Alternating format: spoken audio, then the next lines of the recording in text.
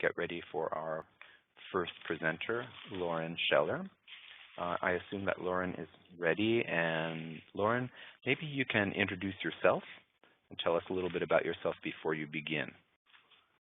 In the chat, Lauren, if you're not ready, then please type in the chat and let me know.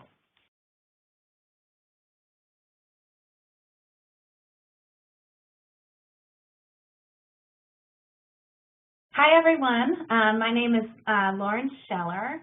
I am really happy to be here. Can everyone hear me? Okay, great.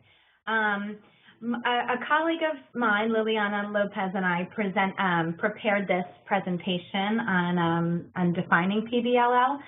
I was a language teacher in high school for 7 years before joining a nonprofit organization where we focus exclusively on project-based learning. And now I work with teachers and leaders around the country who are looking to implement project-based learning with their students. So I'm just going to share my desktop. Thanks for joining me today as you either begin or continue your PBL journey. In today's webinar, for the next 20 minutes, I'm going to provide a definition of PBL, show you how you can move from doing projects or activities to project-based language learning, or PBLL, and challenge you to come up with your own project idea. Instead of beginning with the definition of PBL, though, I'm going to contextualize PBL within the language classroom, so you have some specific examples to draw from instead of starting with a hypothetical definition. So we're going to take a look at some projects or activities that teachers have done, in my experience, and look to translate them into PBLL. So here's a travel example. And many of us have had our learners compare cultures. Completing such an activity is not a bad way to teach, certainly, and could even be an activity within a project. But it's not PBLL. So let's compare that to the right side of this table, where students create a travel guide for elderly Japanese tourists. They would still have to make comparisons here, but now they're doing so with a larger purpose and more engaging end in mind. In the curricula of most courses at most levels, there's a focus on food, health, or fitness somewhere. Maybe you've even asked students to write a food journal as they learn the names of new foods in a food pyramid. A great activity, yes, but to move to more rigor and inquiry, you might ask students to create a campaign to promote healthy eating and fitness within the community. See how approaching it this way would allow for inquiry to be driven by the students?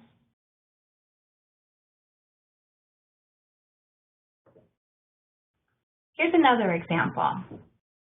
A PowerPoint presentation is a valid learning activity, but there is no authentic reason for students to know this information other than to present to their classmates. The PBLL example has students developing an understanding of a country through an engaging lens and then being able to use their language skills to show how the cultural understanding of another country is important.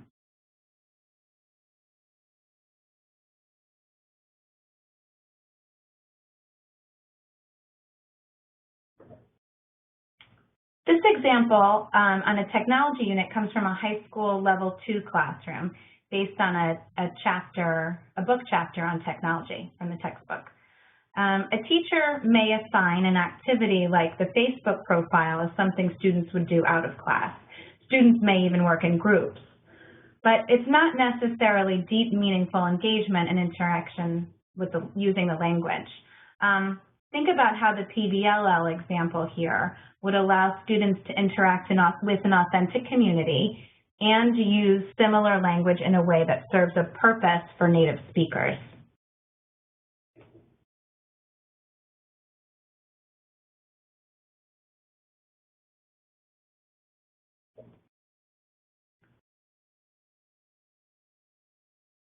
A skill they may never need in the target language, right? They can create a Yelp type of site for the community that makes recommendations of where to eat and why.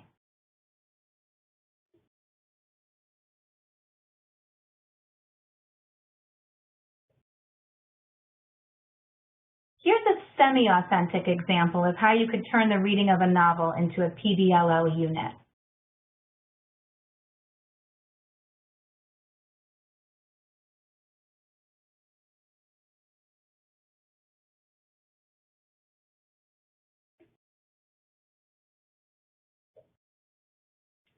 Most classes will celebrate cultural holidays at some point. Here's a way to make the experience into one of more extended inquiry. And of course, Mardi Gras is just one example of a cultural holiday.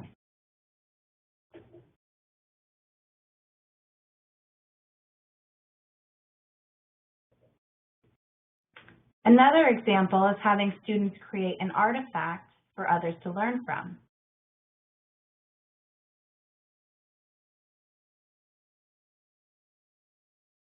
This one can easily be adapted to many different levels, depending upon how you're discussing animals, from very simple to more ecosystem and habitat.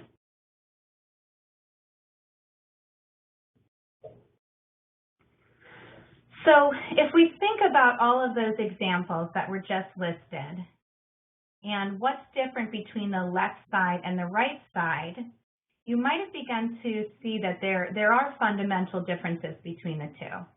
So consider this top image here, where students learn content without context and then are given a project at the end to show what they learn.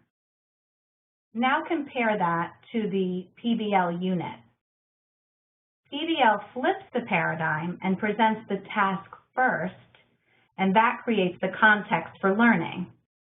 From there, a teacher will create benchmarks along the way so the teacher can formatively assess students as they collaboratively work towards their final presentation, event, or product. Many of the activities in red you've done with your students and you do with your students. And it's important to mention the methods that you have used with your students are still embedded within a project. So you're still using your toolbox. I repeat, you are still using your own toolbox and your own strategies. But with PBL, here students start with a question, a task, or a challenge, and then all the learning becomes textualized and thus meaningful and more authentic. For those of you that have IPAs in your curriculum, consider how these benchmarks on the second chart could easily be IPAs. And then you can think of PBL as the umbrella for your IPAs. There's a bit.ly link there that would take you to this diagram and as well as other resources for PBL, and this is from the New Tech Network.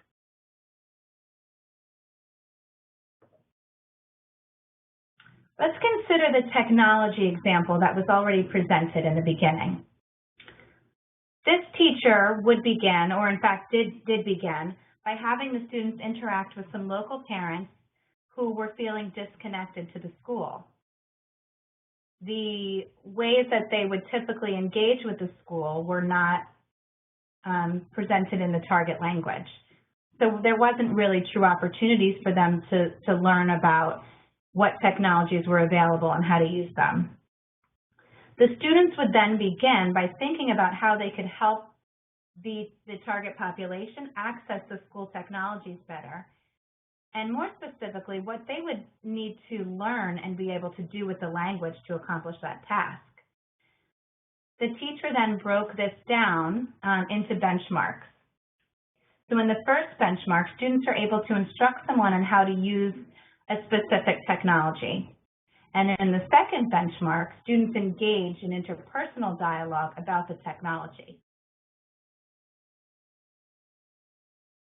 Throughout the process, students are preparing for the event and developing their ability to collaborate in the target language.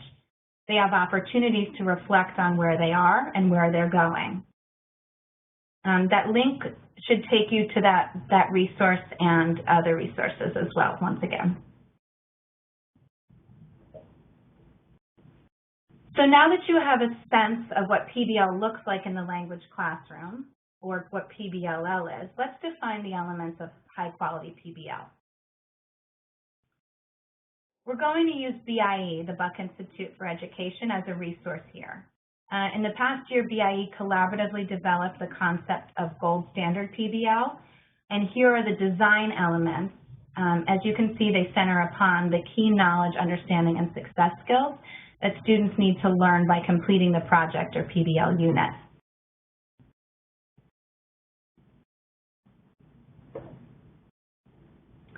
You can review blogs on the BIE website about Gold Standard PBL, and you can follow that link there for a specific article, or just go to BIE.org and explore.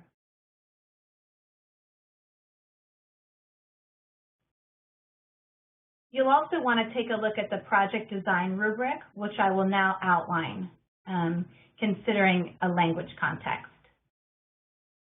Also available on the website. So if we consider our essential project design elements, we know that key knowledge and skills are in the center. And all the projects we've mentioned so far have been focused on key knowledge, specifically what students can do with the language. What PBL offers, which is unique, is that it also offers the development of skills as well as content.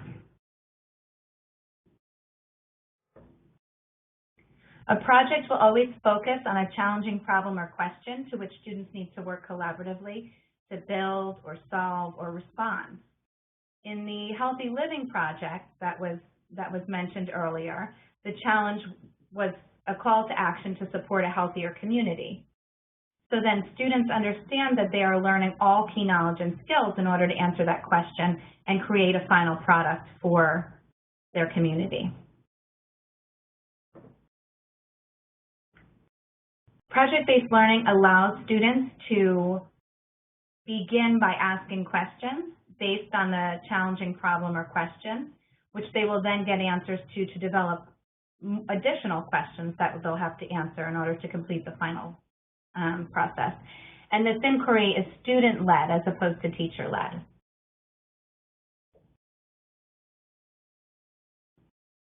In all the examples, you hopefully have seen that PBL provides an authentic context in which to learn a language.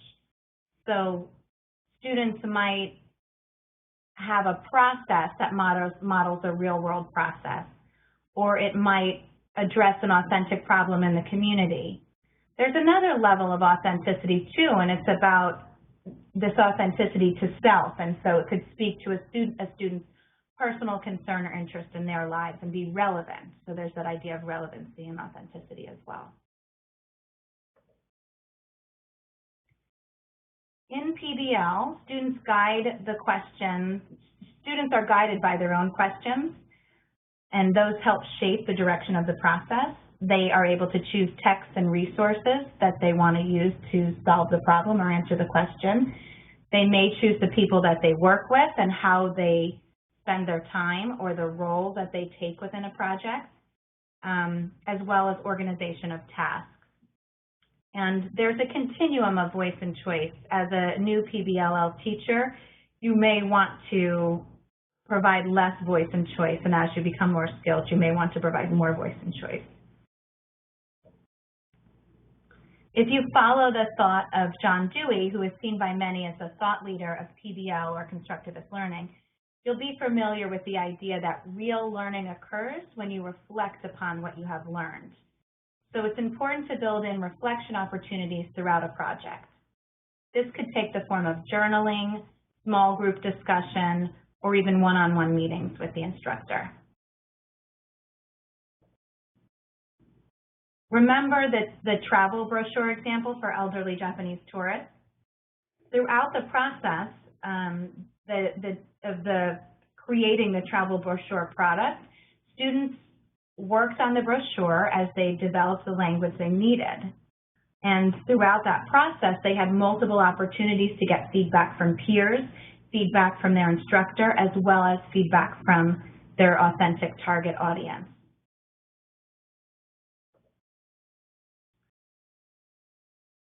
So this is not necessarily having a public audience, but having a public product.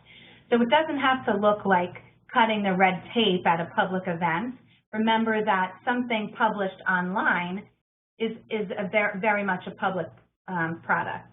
In the healthy living example that we gave, students were designing brochures and other resources for a real audience. That raised the stakes for those students and allowed them, or really motivated them to create more high quality work, and it involved real deadlines. It also raised the level of engagement for students and empowered them as students to think that they were creating something that was meaningful and useful for others. And remember, they're using the language for a real purpose and connecting to real people.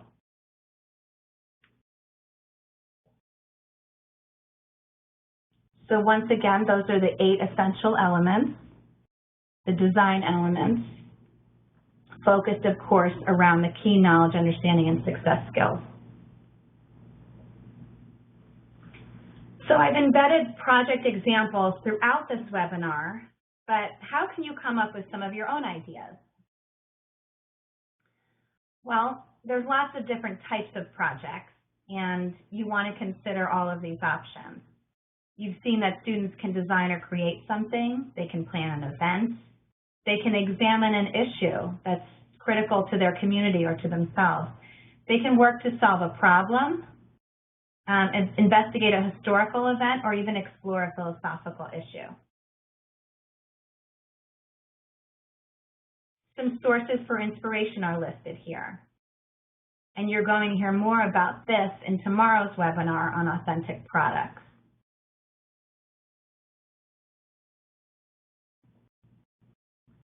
So in closing, I'm going to leave you with your next steps. You have an understanding of PBLL. You know what elements a project needs to have and how a project contextualizes learning for students. Now begin to think about your own project idea. Is there something that you can transform into PBLL?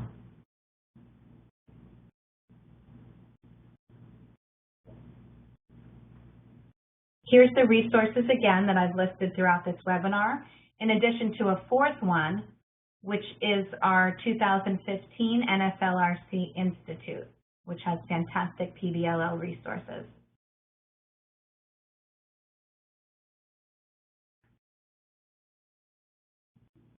And remember, use your toolbox. You're not changing the methods you use. You're resequencing them to contextualize the learning for students. And lastly, please keep in touch. Liliana Lopez and I both have Twitter accounts where we share lots of resources, and we've made so many wonderful professional connections that have become personal connections. And if you have any specific questions, you can feel free to email us if we don't get to them today. Aloha, this is Stephen, and we have been receiving some questions in the chat, and I think we have time to answer most of them. So Lauren, please stand by, and I'm going to read off some of the questions and ask you to respond. All right, so one question is, are we going to provide any materials from the workshop? Are we going to have digital handouts or a link to the presentations? I could certainly put a link together and share it out. Stephen, maybe you and I can speak about how that could be shared out to the participants. Right, certainly. So yes, the answer is yes, we will be sharing those things with you. All right, here's another question. How is inquiry-based learning different from project-based learning? Might inquiry-based learning be under the umbrella of project-based learning or vice versa? Yes, it is under the umbrella of project-based learning. I would say what makes project-based learning different from inquiry-based learning is that there's a very specific challenge or problem posed in the beginning, and it can look more structured than inquiry-based learning. So sometimes in inquiry-based learning, you'll give some materials to students, and they'll start to investigate them, and they'll work collaboratively to sort of come to some mutual understanding about some noticings they have. Whereas in project-based learning, I think it's a little more structured, as we saw that one chart showed that there are benchmarks within a project that students need to complete in order to be able to move on to the final product. And there's this level of authenticity and publicness that's built into PBLL that doesn't necessarily need to be in inquiry-based learning. So it's kind of like inquiry-based learning and these other things make PBLL. Good, thank you. I have a couple more questions, but before I do, I'd like to remind everyone that there is a poll showing that invites you to rate this session, and that should be showing, should have popped up for you, but in case it's not popped up for you, the icon that you should be looking for the poll looks like a small graph, bar graph, and you can, if the poll is not showing right now, try to find the icon that looks like a bar graph and click on it one time. All right, so Lauren, another question is, for teachers of less commonly taught languages who don't have a target language community readily available for them locally, what are some options for that public product? So we worked with some teachers over the summer who have that same experience, and so there's many ways that you can connect to target audiences online. You can even, you know, if, for example, if one of your final products is a video that you post online, we had a teacher who posted how to use an ATM machine, and she had something like 10,000 hits on that video and comments on it. So consider a virtual audience. That's very much a public audience, and there's many ways to connect to other classrooms who are looking to share this type of experience that feel the same way. Lauren, what are some of those sites that help foreign language teachers link up with target language classrooms for telecollaborative exchange? Let me put together a list because I don't want to miss any, and then I can share that after the presentation. All right, I know another one of our presenters, Nicole, does that frequently, and so I'm going to tap into her as a resource as well, and we'll share that out after the presentation. Great. All right. There's a teacher from Saudi Arabia teaching English as a foreign language who says it's been hard to encourage the students in class to use the target language during their group discussions and projects. So from your experience, Lauren, do these projects work with beginners who do not use the target language outside the classroom? I agree. That can be a real challenge in the beginning. So it's really important to set the culture for the classroom early on. And one strategy is to begin the beginning of the year with a project. Another strategy is to begin the year with lots of interpersonal activity with the students. So the culture of the classroom is set, that they use the target language as much as possible.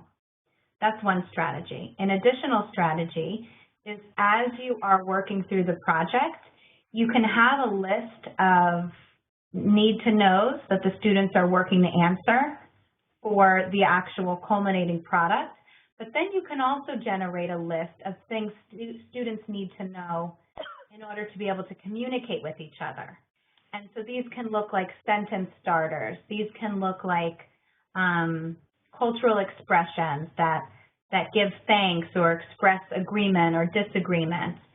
And what you find is that every time you do a project, they continue to use that language and request for more. And so that becomes an anchor chart in your room throughout the year. I wouldn't recommend any punitive ways of having students stay in the target language. I have not seen that work. PBLL is really about building a positive culture where the students want to use the language. And the best way to do that is to create a culture where students are feeling comfortable to speak in the language, because it's really a risk. I know we're probably all language learners, and you can remember how it feels when you first learn the language, and you can't really express what you're trying to say because you don't have the language skills yet. So it's important for us to remember to put ourselves in our students' shoes and think about building a culture where they really feel like a community. And that's the third thing I would say that will help them. Thanks, Lauren. We received another question that concerns us as language educators creating some sort of group, listserv, interest group, and so forth that can help PBLL teachers around the world to connect. The first item is that we are working on creating exactly such a special interest group in the American Council on the Teaching of Foreign Languages, so that at the annual ACTFL conference we can have our own business meeting and sessions. So we encourage you, if you're interested in this special interest group in ACTFL, to sign up. If you're a member of ACTFL, please add your voice to in favor of creating this special interest group. Also, please follow our pages at nflrc.hawaii.edu, and we have our various events connected with project-based language learning happening there, and you can become part of our community. Stephen, I would just add that the Facebook for the NFLRC, the Facebook page for NFLRC is very active and has become quite a community. And also using the hashtag PBLL can allow you to curate all the content that's shared by this growing community. Right. So I will type in the chat the expanded version of NFLRC so everyone knows what it means, and that hashtag and so forth. And I think it's just about time to get ready for our next presenter, Charisse.